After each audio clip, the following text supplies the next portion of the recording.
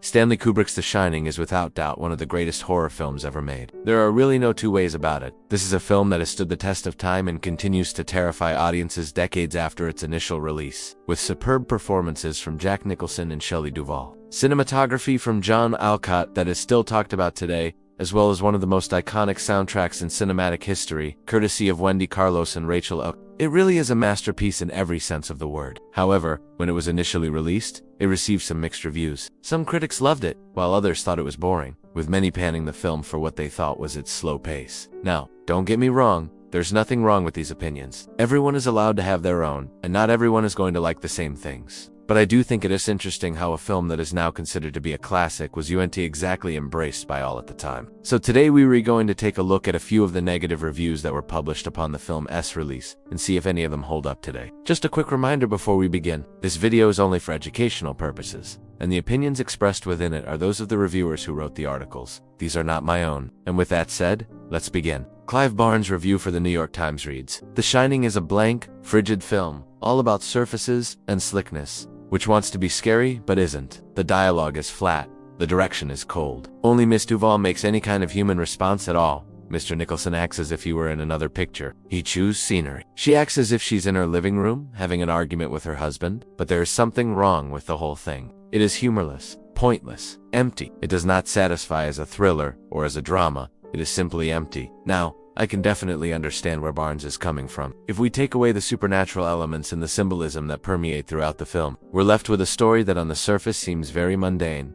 A man takes a job as a winter caretaker at a hotel. He becomes increasingly unhinged as the isolation starts to take its toll on him, and he ends up killing his wife and son before being chased around the hotel by his now empowered and psychic son. While it may seem compelling on paper, this isn't really anything new. We've seen stories like this time and time again, and when focusing solely on the realism of the piece, it's easy to see why the film might feel dull and lacking in purpose. This is especially true when considering the source material, which is Stephen King's novel of the same name. King's work usually thrives on realism. He grounds his more fantastical elements in very realistic scenarios, allowing us to empathize and connect with his characters. In the case of The Shining, however, Kubrick takes this raw material and throws pretty much all of the realism out the window. Gone is the strong focus on character development and interpersonal relationships that make King's novels so engaging. Instead, Kubrick replaces it with symbolism, ambiguity, and psychological terror. If we apply this detached and symbolic approach to the rest of the film, then it's easy to see why some found the dialogue to be flat or lifeless. Characters aren't really given opportunities to engage with each other on a deeper level. Instead, they spout lines of dialogue that serve to advance the plot or reveal something about the nature of the hotel itself. Take Danny's famous line. When Danny says this word, we know that he's referring to murder, but he's not actually talking to anyone. He's just repeating a word that he's heard. There's no real attempt to ground this in reality, and because of that, the dialogue feels stilted. But if we remove ourselves from the film and appreciate it for what it is, rather than what it isn't, then this scene actually highlights one of the film's greatest strengths. The scene plays into the overall ambiguity of the film. We're forced to question whether or not Danny really is speaking to someone, or if he's just playing with his toys. It also allows us to draw comparisons between Danny and his father. Both of them have imaginary friends, both of them play with toys, and both of them are haunted by their pasts. Moving on to John Pym's review for the Los Angeles Times, which reads, "Kubrick's version of The Shining is a pretentious, self-indulgent bore. Though it looks spectacular, it lacks any substance or excitement. The movie's failure is the result of Kubrick's total disregard for the source material, Stephen King's splendidly horrifying novel. Kubrick has taken the germ of an idea from King's book, a story of a father and son pitted against the forces of evil, and distorted it beyond recognition. For one thing, Jack Torrance is no longer a writer, just a violent drunk, and the boy's psychic power, far from being a key element in the story, is almost incidental. Then there is the matter of Jack's wife, Wendy.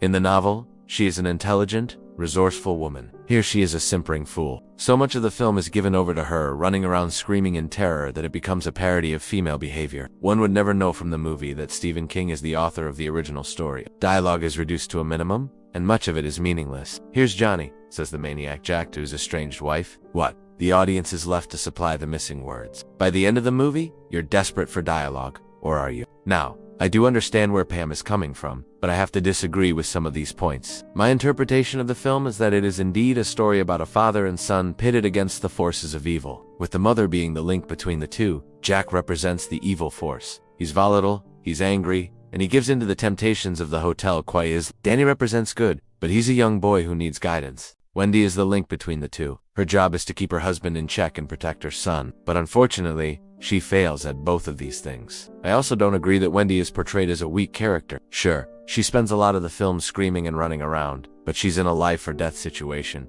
If she doesn't try to escape Jack, then she'll be killed. That's not necessarily a bad thing. I could argue that Wendy is actually the strongest character in the film. She's the only one who actually tries to escape the hotel. She faces her fears head on, and in doing so, puts herself in mortal danger. Lastly, this point about the dialogue is really interesting. As I mentioned earlier, there are parts of the film that are undeniably silly, but this wouldn't have been intentional on Kubrick's part. He didn't want to make a silly film. He wanted to make a serious psychological horror film. The reason the dialogue seems so vapid is because the characters aren't interacting with each other. They're interacting with their environment. The hotel is the main antagonist, and it's slowly driving them insane. Overall, The Shining may not be perfect, but it is undoubtedly one of the best horror films ever made. And while some may find fault with its narrative simplicity and lack of character development, it is important to remember that this was a film that was released in 1980. Horror films have come a long way since then, and this is the film that paved the way for many of the modern psychological thrillers that we enjoy today. Thank you so much for watching. If you enjoyed this video, please show your support. And as always, thanks for watching,